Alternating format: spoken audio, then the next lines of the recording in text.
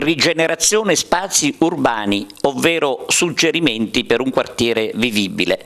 Ripartiamo da Fontanelle insieme è il titolo di un incontro con gli ordini professionali in programma a Fontanelle lunedì 3 giugno alle 21.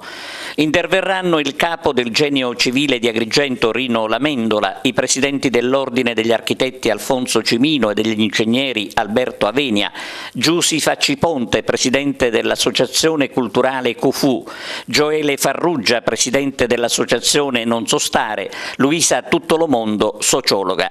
All'incontro saranno presenti il presidente del comitato di quartiere Vito Lauricella e il sindaco di Agrigento Lillo Firetto. Fontanelle negli ultimi tempi gode delle attenzioni del comitato di quartiere, al cui interno ci sono figure che professionalmente possono contribuire al rilancio della zona, aiutando i cittadini ad uscire dal degrado dopo anni di abbandono. E si potrebbe cominciare proprio da lunedì prossimo, cogliendo l'occasione di avere il supporto degli ordini professionali.